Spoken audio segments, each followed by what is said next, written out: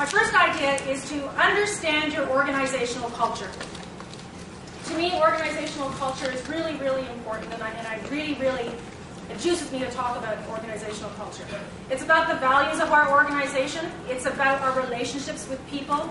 It's about what's on your walls, what's on your bulletin boards. It's about how you communicate with people. It's about our attitudes towards development, training, tardiness. It's about how we include people in our organizations.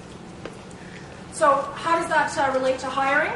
I think what studies are finding is that the right people for your organizations are the people that actually share the values of your organization. So people that are in tune with your organizational culture.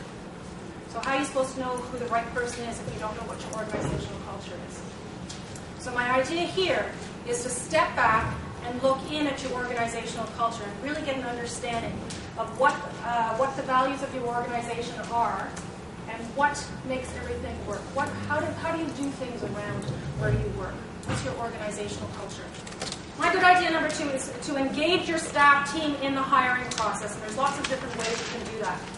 And to me, engaging your staff in the hiring process is again telling me a story about what kind of organizational culture you have. If you're an organization that respects inclusive collaborative decision-making, training and empowerment, you're going to include staff in your hiring process. You're going to include staff at all levels in your hiring process. Frontline staff, junior supervisors, managers that have been around for a long time. Internally, the story that tells, so inside your organization, if you're including staff in the hiring process, the story that tells is that you're building loyalty with your staff. You're presenting hands-on training opportunities for the younger talent that's coming through to your organization, so you're growing talent. You're fostering a spirit of cooperation. But what it tells the candidate coming in that maybe has the executive director or a manager and a frontline staff interviewing them is that you trust your employees. Not only that, but you have an inclusive culture and you're listening to your employees. You're listening to what that frontline staff has to say about the results of that interview. Idea number 3, build the right tools. So, you really need to know the right job requirements and build the hiring tools around those job requirements. So I mentioned a little bit about the job descriptions.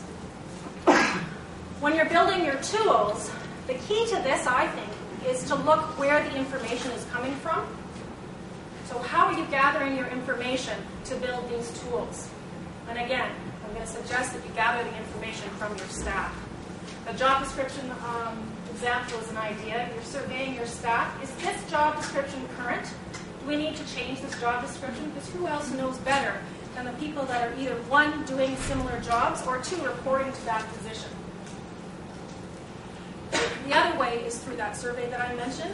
If you are asking your staff, what top 5 things do you want in the next staff coming to you, or the next supervisor that will be supporting you, you're going to get a plethora of good ideas. Not only are you going to get competencies, you're going to get behavioral traits. You're also going to learn a little bit of maybe gaps that you have. And you're going to take that information, and that's the information that you're going to mold your tools on. When I talk about tools, I'm talking about the screening tools, I'm talking about the interview questions, and I'm talking about the reference check that you're designing.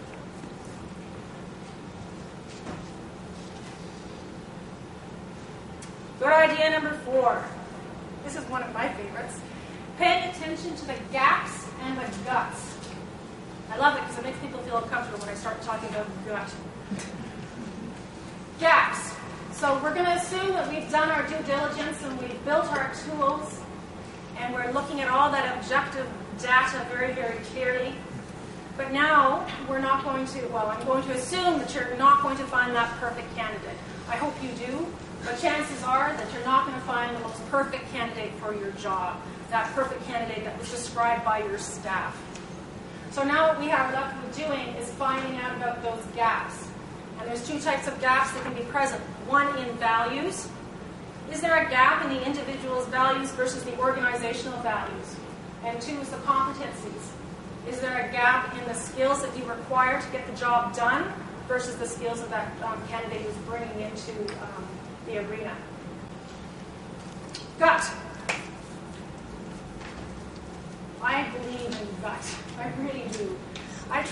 gut, but I know I need to balance my gut with the objective data that I collected.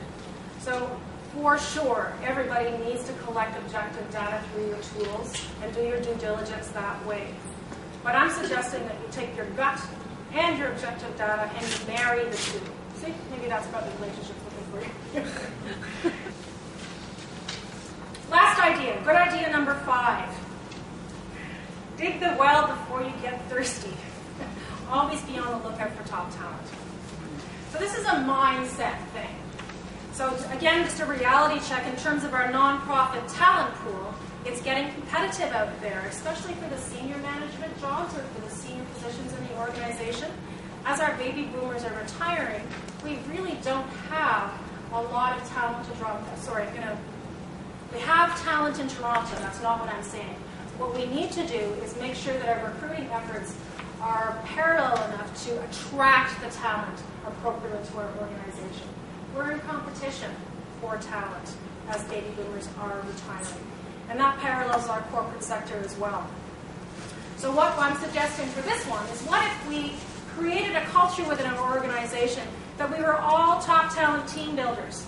Everybody in the organization is always on the lookout for top talent. And you know that there's situations when you're at a fundraising event or you're at a meeting, at a sector meeting, or at an event like this, when you see someone and you go, that person would be great on my team. They've got bright eyes, they're this, they're that.